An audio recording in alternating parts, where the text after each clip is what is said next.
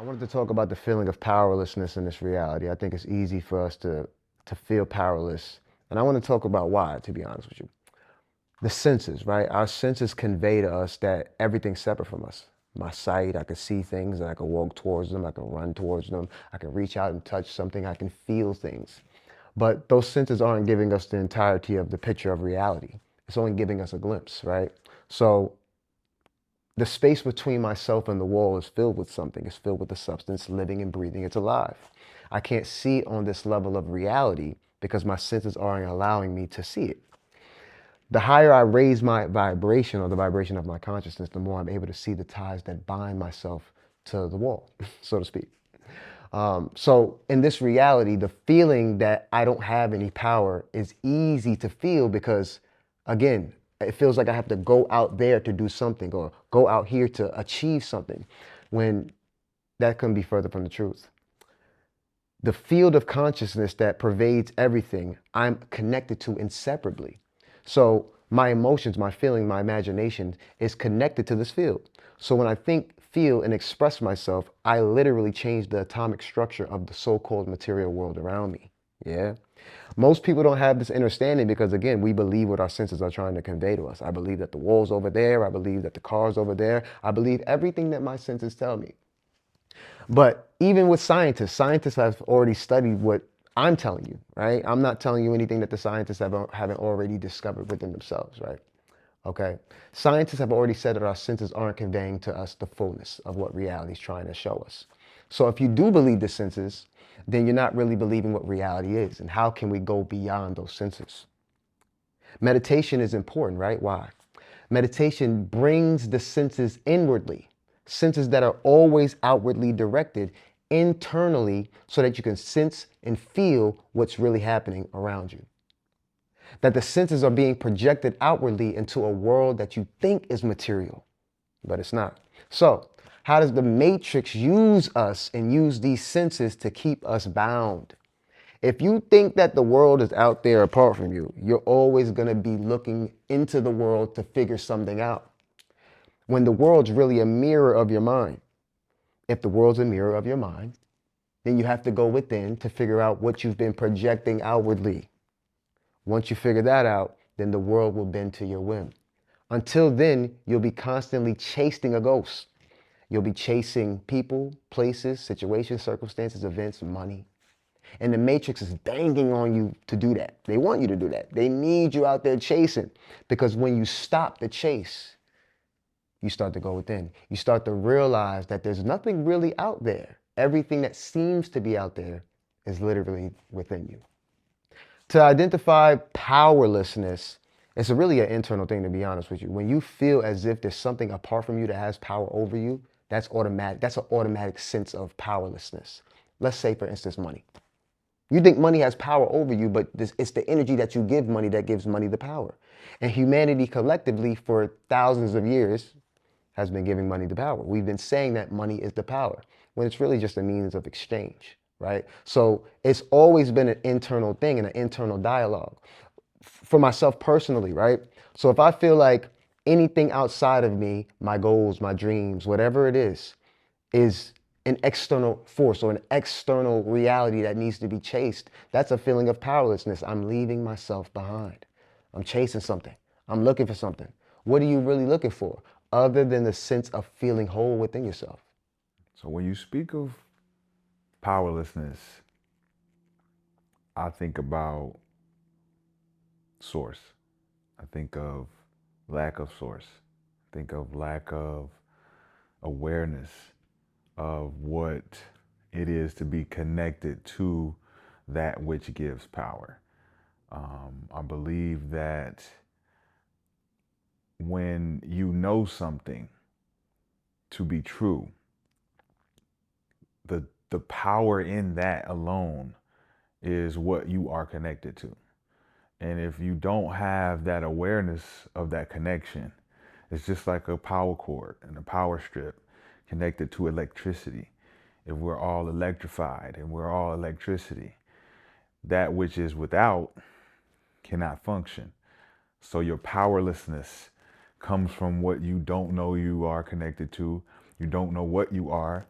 and you don't know what source is, that power source. Um, to me, that is the function. That's the true function. And there's a lot of people who give away their power because they don't know that they are the source. And I think that's what we are here to show, not necessarily teach, but to show what power is. The lack of that awareness, that understanding, um, can leave people feeling weak, powerless, um, and always in a mentality of trying to seek power. And I think that is something that we can show people that it's within. And once you are connected to that source, you will find that you are charged. And I think that when we are connected to each other as electricity, you see one thing sparks another. And when they touch together, there's that explosion. And I think that if we can get that across to each other, that we are all a part of each other, we're all one. And it's just like a chain reaction. That one Cuban link that's broken can create dysfunction amongst the rest of the electricity bulbs. And it's that one bulb that don't work, and we see it all light up, but it just doesn't look the same with that one bulb not powered. So I think that one person can allow power to exist throughout everyone if we can charge at the same time, if we can show that the powerlessness is only within the illusion of our minds, that we are source, and that all we need to do is plug in. Alliance, right? Like it's an inward thing, right? You can have many things. You can have as much shit as you want in your reality. You can have the cars, the clothes, da da da da. Anything that can be taken away from you in a material sense gives you a false sense of power. But when you are happy, joyous, loving, caring, kind, despite anything that's happening in your world, to me, that's pure power. And that radiates a particular energy, right? And everything's about energy, right? Even the things that we attract in our lives need some type of energy, it needs a charge. Where's that charge coming from? It's coming from self-empowerment. You don't get power from gaining the things. People think that if I get the car, I'll be happy. If I get the car, if I get the clothes, I'll be happy. No, the happiness is a byproduct, right, of whatever you got. Your happiness needs to be internal and it needs to be unceasing, regardless of anything that you get. That's true power, right? Because if the matrix or any beings within this reality can take something from you, make you feel some type of way, then they're pulling you out of your body, right? If I'm grounded within myself, despite anything that I have or don't have, there's nothing that the so-called matrix can do to me, right? Or say to me or take away from me to make me feel powerless. Okay, what is power? It goes back to the charge. It goes back to the plug. It goes back to the source. It goes back to electricity. If we are electric beings, and the earth is magnetic, we have to charge. The electromagnetic grid is what we're functioning inside of. The matrix, the simulation is stimulated through the electricity that we generate.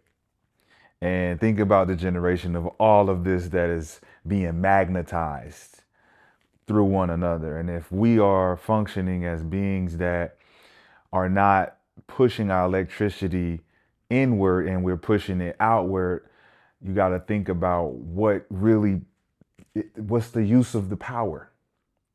We're not charging in, we're charging out. And that means that other entities have control of our power. And we don't know, as aware beings, we're not aware of where we're putting our power. So you have to think, what is power? There is general sources of information, which is what you just stated, about the level of understanding where it can start for the people who need to know the simplistic terms of giving your power away, what it is to walk around with power.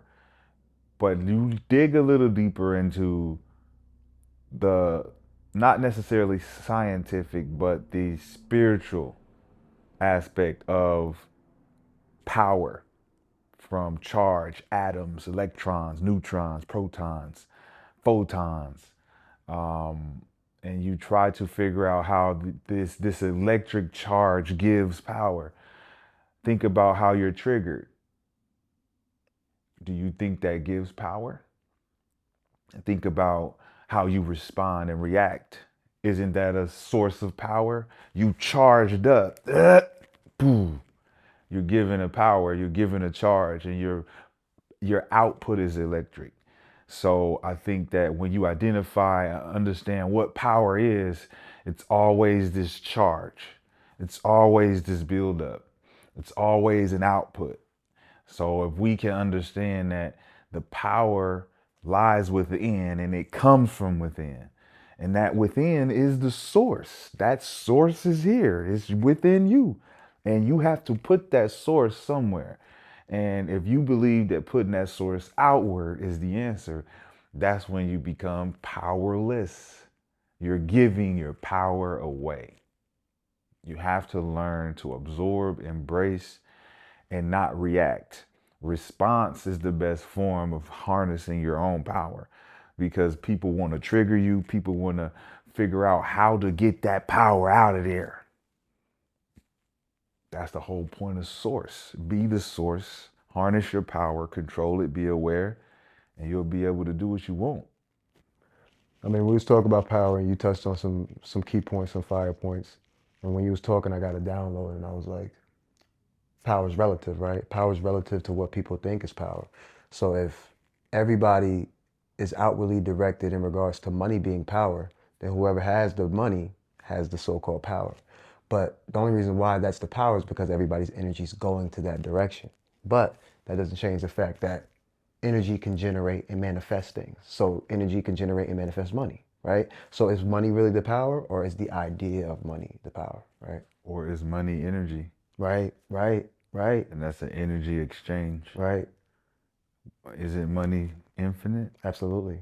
So if money is infinite, as energy is infinite, Absolutely. then it should be power. Absolutely. But if we can use money Right. as a form of taking power Yes. through not understanding that it is energy, Yes. we give and take energy every day. Right. And we depend on this energy Absolutely. as if we don't have an infinite amount of it. Right.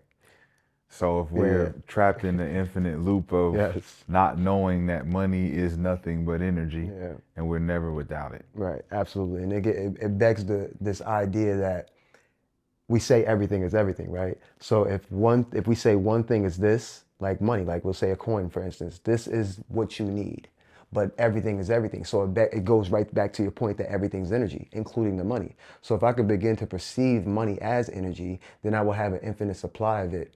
And anything that corresponds with that idea, situations, circumstances, events, people will come into my life that correspond with the feeling that money is everything else. And money is this, and money is that, and money is energy. So, all right, if money is energy, Right. energy is power, Absolutely. power is source, Right.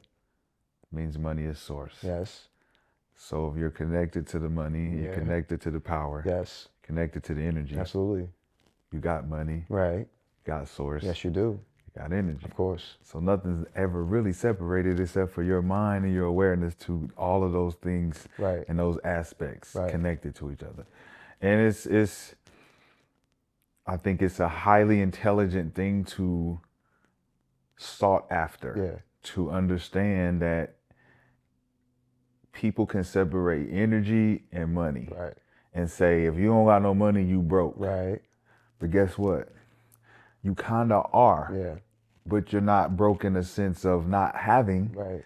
You're broken in the sense of you're broken. Yes, exactly. You have been broken in your concept Right. of separating yourself From the money. and the source. Yeah, exactly. So if you look at money as source instead of money, Right.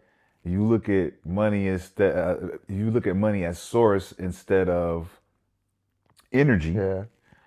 you would look at all of it differently. Right. It wouldn't be like, oh, I need money. Right.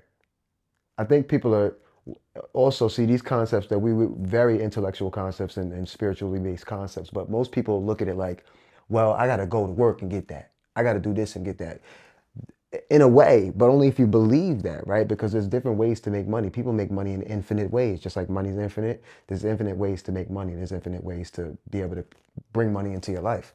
Most people think I got to do this, and that, but you're creating steps. You're creating time, and you're creating steps in between your manifestation. That's the illusion.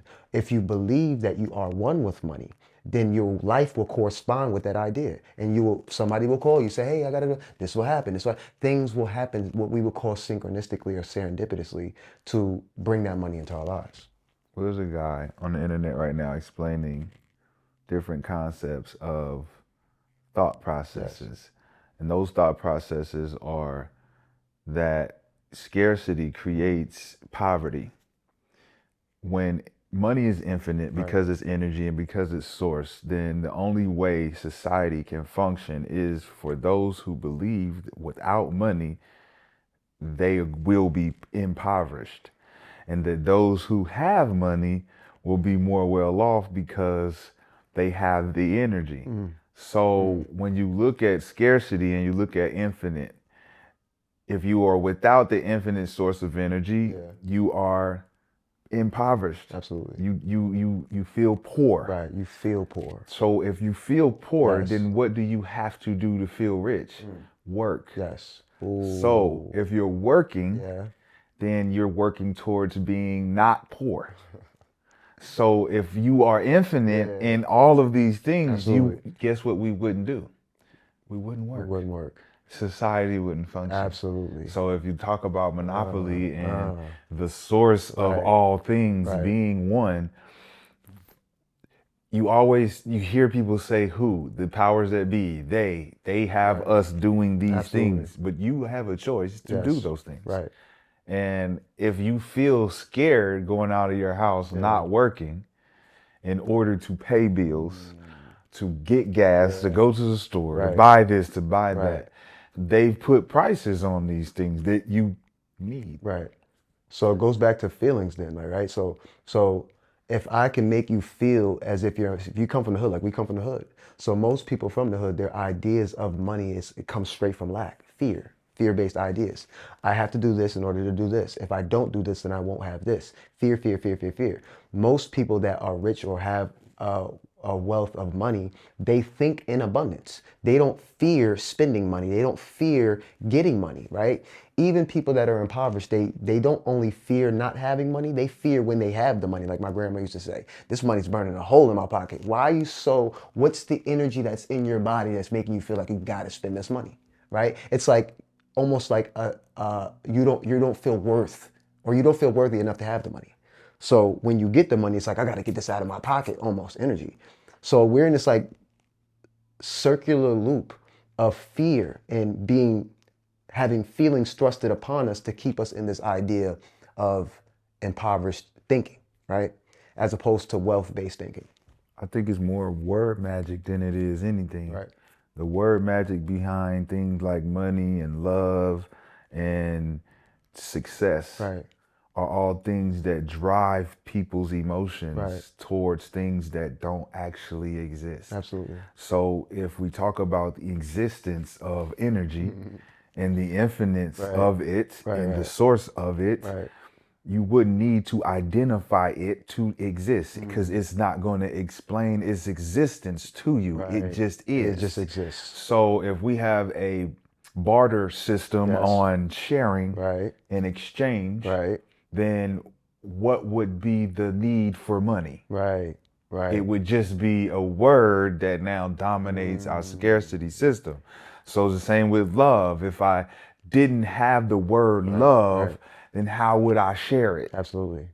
I would just share it because it exists beyond my comprehension of knowing what it is. Absolutely. So money exists because we put a word to it and we put exchange next to it and we put value next to it. Absolutely. So now in a society where it's a value system, we have to move energy in order to exchange products. And I was going to say that, where does your energy, if that was the case and our reality was set up that way, where would our energy go? Like And if we have these concepts that we create our reality, and that if you hold the energy within yourself and then you project it outwardly, you create the world of your desires. But most of our energy is focused on getting money and focused on this, and that. So if our society was built to where we didn't have to focus on that, then we more than likely be creating instantly creating a new reality. If en masse we weren't hyper focused on gaining money or Right. getting money, Right. right? So it's an energy harvesting idea. Like this is like a self-perpetuating energy harvesting event every day. And we were driving down the street earlier and we were just looking and I'm like, you said something interesting. You said something profound. You were like, these people think that they have to do this. And I'm like, you're right. Like who's the they that's pulling the strings? Are we just in this doing it ourselves? Like literally doing this to ourselves every day? And we could just stop anytime we want and Inside create a of a new world. utopia, Right. you think going to the store, right? And they say it costs, this is $12.99. Right. So instead of saying it's $12.99, Here, what's stopping we them? got this from. What's stopping them from saying here? When I Yeah. bring it to the counter and I say I want this, Right. and they say, all right, let me wrap it up for you. Right. Here you go. Right. What's stopping that? Complex ideas in people's heads. Oh, of course, the exchange Their of goods heads. and Yes. services. Peter and Paul and blah, blah, blah, blah, blah. Services, Right. right? Right. Right. But for the actual employee to just hand It's it to not you, nothing stopping them. there's the receipts and Right. checks and balances Right. that they need to go to the employee. Right. But when we talk about the utopia, Right. when I need to go to the store. Right. Like I created a concept called the merit system, Right. where it's a cashless system of Right. exchange. Absolutely. I go to the store, I want this, here you go. Right. I give it to you Right. because you want it. Right. Right? A simple desire, Right, right? right, right, right. But what is the exchange? The exchange is abundance. Right. We have plenty. We have plenty. It's the idea of lack. These ideas of lack, especially in a world where God created everything fruitful. It's all fruitful. That goes back to power, right? Harnessing and harvesting fruits and veggies and water, and is the means in which we get these things and are disseminating these things, that so-called power. But we have that, right? And we can build these types of societies and realities outside what we call the matrix, but there goes that fear again, right? Of actually just doing it here. Dependency. Right, right. If you're going to depend on something, guess what that makes you? It makes you a dependent. It makes you lazy. Lazy, right, right, So right. if you're lazy, right, it doesn't mean someone's keeping something from you. Right, right, Because you could do it. right. You could actually farm. Absolutely. You could create these industries. You could create a grocery store right. and a clothing store. yeah. But it's hard work. Right. But guess who did the work? The people you The call people they. you complaining The about. people you call they. And I can hear somebody in the comments right now.